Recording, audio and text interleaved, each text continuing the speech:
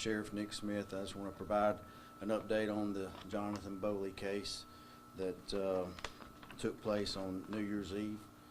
So where we're at is on Wednesday, December 31st at around 12:28 p.m. Walker County Sheriff's Department received a call about a missing 4-year-old child.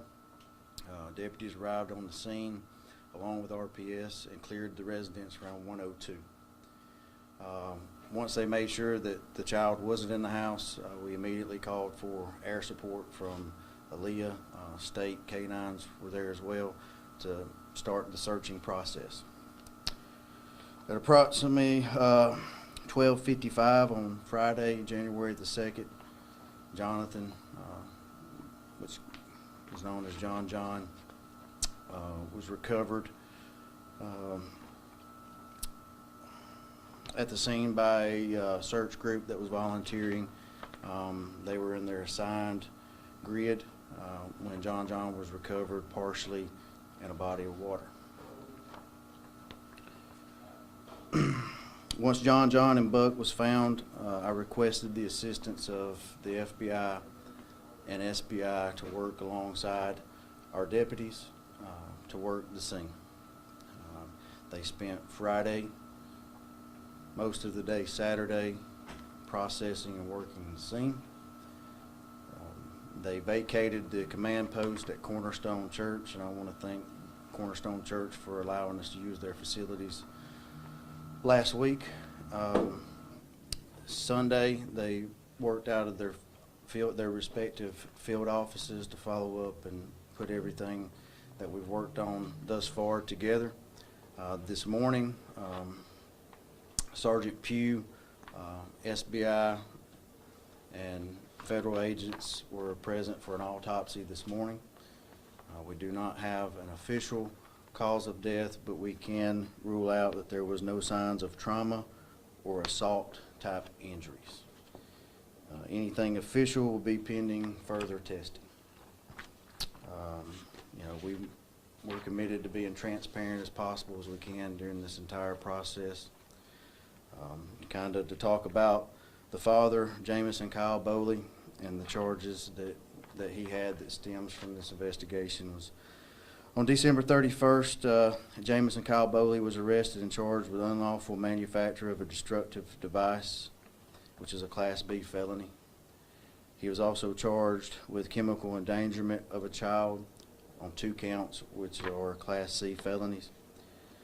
These charges are separate and totally separate from missing John. And also I want to say that, Mr. Boley is presumed innocent until proven guilty. That these charges doesn't mean that he is guilty until he's proven guilty. Once the investigation is complete and we have an official cause of death, everything will be compiled and we will give it to the district attorney for review.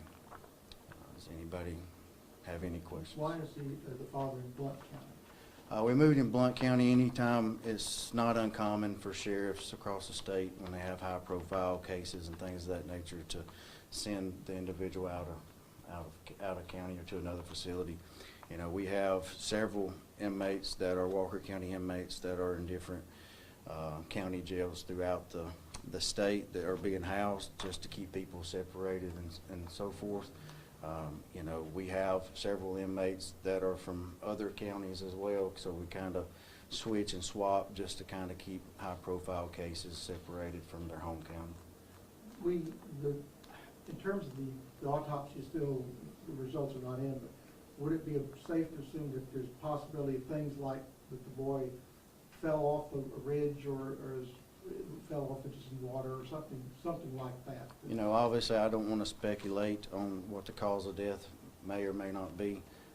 All I can say is that from what was done this morning, that we can rule out the fact that there was no trauma and there was no assault type injuries.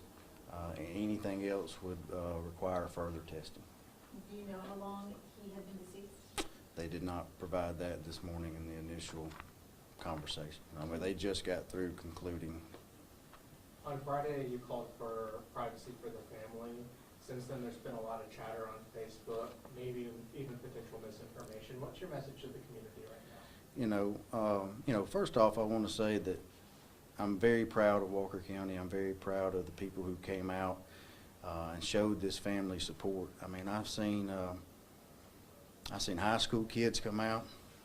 I've seen grandpas and grandmas come out. I just ask that you show the family respect.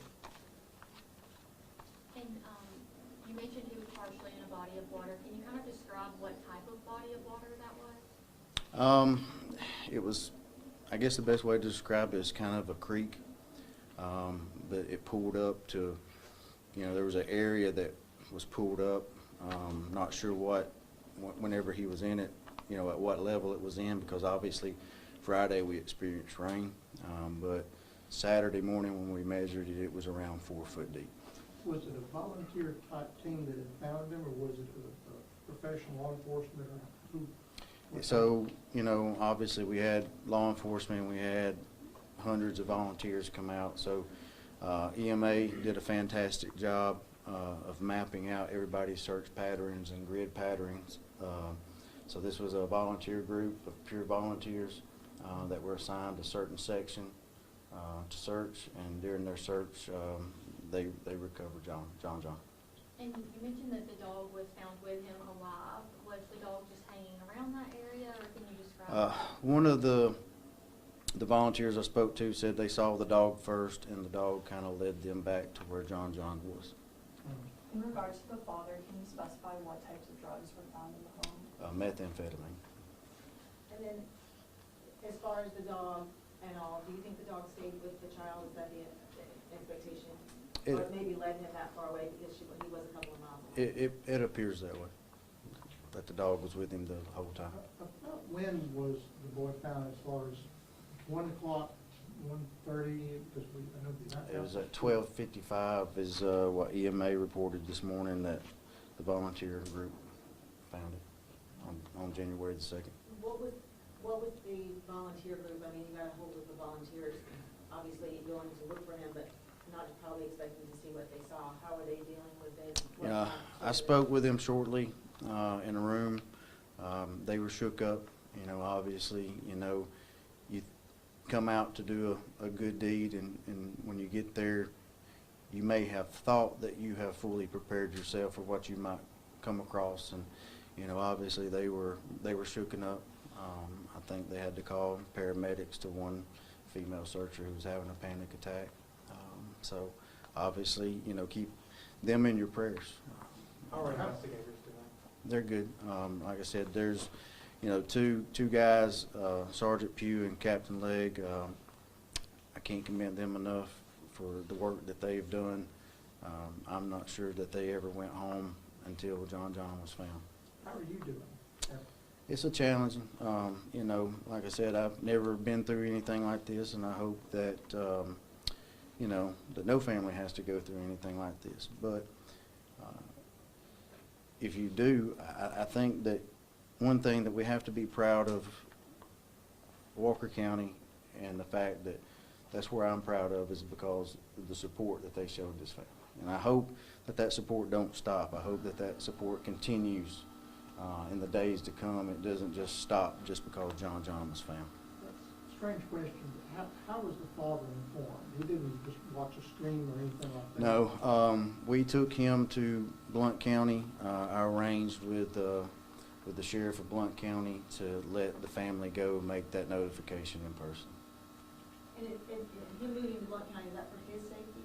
It's just general, just to keep him separated from the county and people he may know here in the jail. And I know that you guys had thermal imaging up, around the clock essentially. Some people are asking how possibly the dog was missed on thermal imaging. Can you explain that? I can't really explain that because that's not my area of expertise. We called out every resource that we had available. We had multiple aviation divisions from Jefferson County, Aaliyah, Coleman City. We had drone operators from several search and rescue groups. I can't answer that question. It's early, but have you learned any lessons from this investigation in terms of how to do this type of search? Better down the road? You know, obviously, I think once we get all of our information back, when we get to review everything and get to really sit down and think, we can, you know, you're always going to find things that you can do better. I mean, there's no doubt about that. But obviously, as well, this presented challenges. I mean, you know, where we're at, you know, and the lifestyle that was taking place in the home with explosive devices and things of that nature, obviously created challenges, challenges that we, you know, wouldn't necessarily ready to see.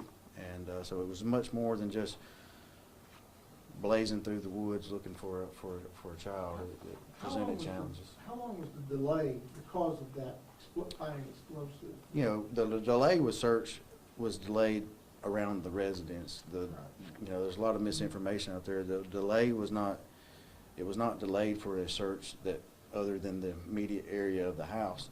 Now, the following day, once you got across the road, several volunteers were reporting and mapping that they thought they had found some type of explosive devices.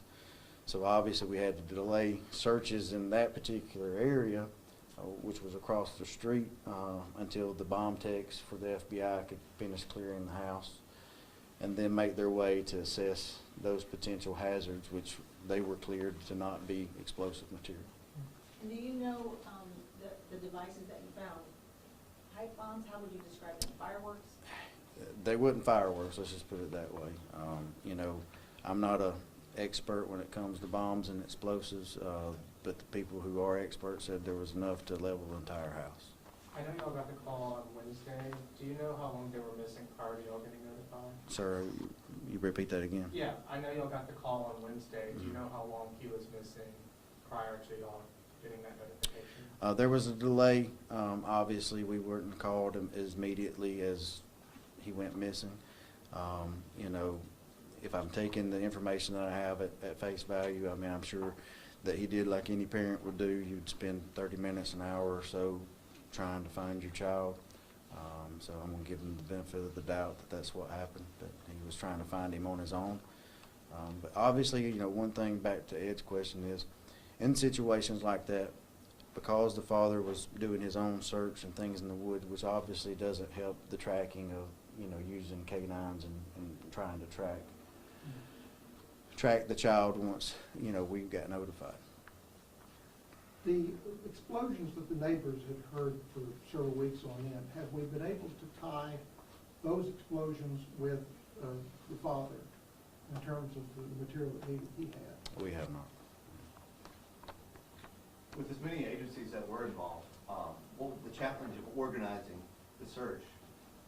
Who led the search and organizing? Yeah, so obviously, I contacted, you know, as soon as we got on the scene, we contacted the FBI state, got everybody in, contacted Regina with EMA. She came out, she did her thing, and got as many resources, fire departments and things as we could. She set up the incident command center at the church, and then we just started working and kind of rolling from there, organizing everything, organizing everybody in searches and where they needed to go. Can you speak to how much she did? Because that's, her name has come up several times today about how much she did in terms of... Yeah, I mean, listen, I can't thank Regina enough for the job that she did helping organize. You know, it's one less thing that I had to worry about because I knew that she was doing a good job. Do we know what the father's intentions were with the explosives? Was that like a hobby, or do you have any idea? I think he had told, at one point, he had told an investigator that he knew that what he was handling and stuff was dangerous, but he didn't, you know, he just was at the point where he didn't care anymore. And he had a military background, right? Yes. What type of explosives? I don't know the name of them. I don't want to misquote it or misstate it. Were they just one type of explosive, or were they several different types? I don't know the answer to that. Any other questions? All right, thank you, guys.